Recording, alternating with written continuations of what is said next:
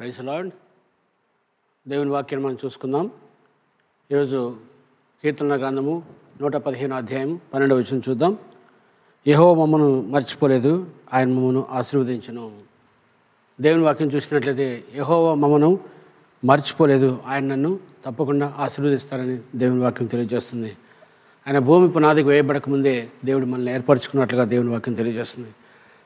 కొన్నిసార్లు మనం దేవునితో అన్ని విషయాలు మనం చెప్పలేము, కానీ దేవుడు మన గురించి, మన సిచ్యువేషన్స్ గురించి, మన పరిస్థితుల గురించి దేవుడు అర్థం చేసుకోగలుగుతాడు. దాని ప్రకారంగా దేవుడు మన జీవితంలో కదిలినట్లుగా మనకు కనబడుతుంది. యెహోవా మమ్మల్ని మర్చిపోలేదు, ఆయనను తప్పకుండా ఆశీర్వదించని దేవుని వాక్యం తెలియజేస్తుంది.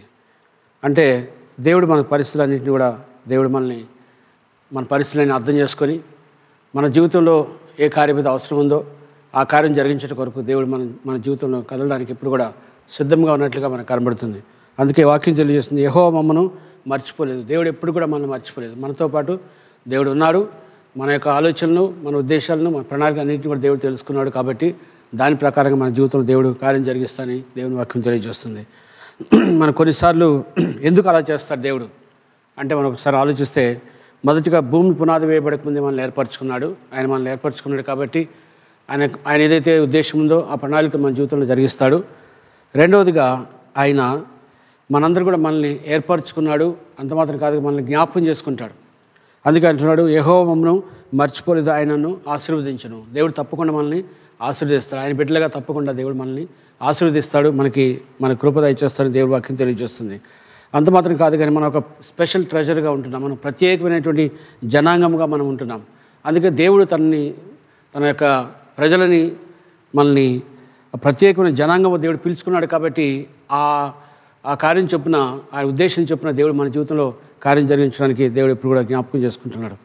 సో మరొకసారి మన జీవితంలో ఏ పరిస్థితి అయినా సరే ఎప్పుడు కూడా మర్చిపోవద్దు. మన మనసులో ఎప్పుడు జ్ఞాపకం చేసుకోవాలి, దేవుడు మనతో నిలబడతాడు. మనుషులందరూ ఉండకపోయినా సరే దేవుడు మాత్రం మనతో నిలబడతాడు.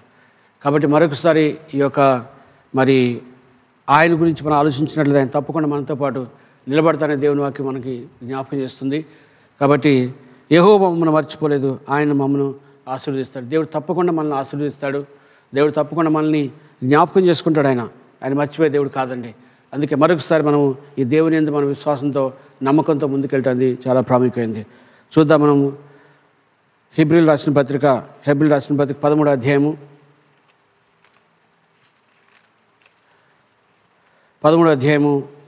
8వ వచనం చూసినట్టయితే,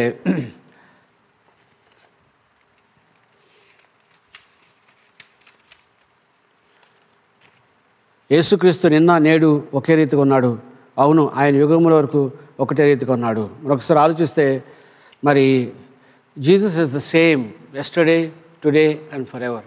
అంటే దేవుడు నిన్నను, నేడు, రేపటి దినం కూడా ఒకే రీతిగా ఉన్నాడు. దేవుడు ఎప్పటికీ మారలేదండి. మనుషులు మారేటట్టుగా ఆయన మారట్లేదు, కానీ ఆయన ఎప్పుడు కూడా ఒకటే రీతిగా ఉన్నాడు. ఆయన జనాంగం, దేవుడిని స్పెషల్ ప్రెజర్గా, మనల్ని ఒక ప్రత్యేకం జనాంగం దేవుడు పిలుచుకున్న దగ్గర నుంచి ఈరోజు వరకు, ఇప్పటి వరకు, అదేవిధంగా రేపటి దినం వరకు, ఆ తర్వాత అంతం వచ్చేంత వరకు కూడా దేవుడు మనతోనే ఉంటాడని దేవుని వాక్యం తెలియజేస్తుందండి. అందుకే ఈ మాటలు ఎప్పుడు కూడా మనల్ని ఎప్పుడు కూడా సిగ్గుపరచినవి, కానీ ఈ మాటలు ఎప్పుడు కూడా మనల్ని ప్రోత్సహిస్తాయని దేవుని వాక్యము మరొకసారి జ్ఞాపకం చేసుకుందాం. అందుకే కొన్నిసార్లు మన జీవితంలో మనలందరూ కూడా దేవుడు యుగంలో కూడా ఏకరీతిగా ఉన్న దేవుడు, ఎప్పటికి కూడా మారే దేవుడు కాదు. అందుకే ఈ దేవుడి మీద మనం ఎందుకు నమ్మకం పెట్టుకున్నామంటే, ఈ దేవుడు ఎప్పటికీ మారలేదు. ఆయన ఎప్పుడు కూడా ఒకే రీతిగా ఉన్నాడు. అందుకే అంటున్నాడు, యేసుక్రీస్తు నిన్న నేడు ఒకటే రీతిగా ఉన్నాడు. కాబట్టి ఈ దేవుని యందు మనం నమ్మిక ఉంచడం చాలా ప్రాముఖ్యమైందండి. అందుకే మన జీవితంలో ఏ పరిస్థితి అయినా సరే ఆయనకి తెలియకుండా మన జీవితం ఏం జరగట్లేదు. ఆయనకి సమస్తం తెలుసు. కాబట్టి మరొకసారి మనం దేవునికి అప్పగించుకుందాం. దేవుని కృపా కనికరం మెండుగా మన జీవితంలో కుమ్మరించబడుతుందని మరొకసారి జ్ఞాపకం చేసుకుందాం.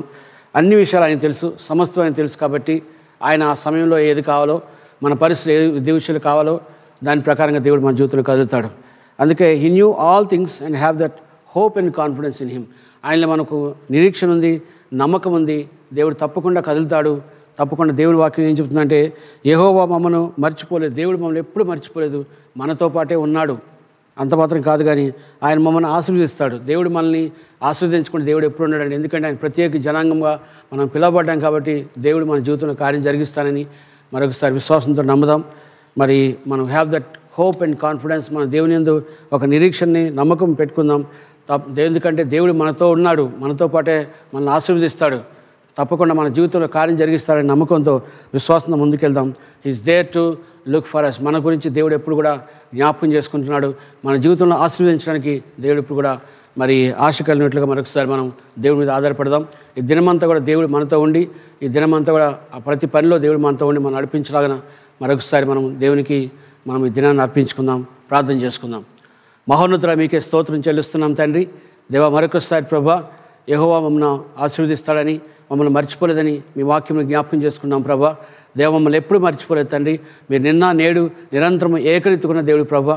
మరొకసారి తండ్రి, ఈ నమ్మకము, ఈ విశ్వాసం ప్రభా మా జీవితంలో ప్రభా మాకు ఒక నిరీక్షణ కలుగు చేస్తుందని ప్రభా మరొకసారి నమ్ముతూ తండ్రి, మమ్మల్ని మీ చేతులకు అప్పగించుకోండి తండ్రి. ఈ దినమంతా మాతో ఉండి మమ్మల్ని నడిపించమని ప్రార్థన చేస్తూ, మీకే మహిమ చెల్లిస్తూ, ఘనత ప్రభావాలు మీకు ఆరోపిస్తూ, యేసుక్రీస్తు పరిశుద్ధ నామములో అడిగి వేడుకొనిచున్నాము తండ్రి.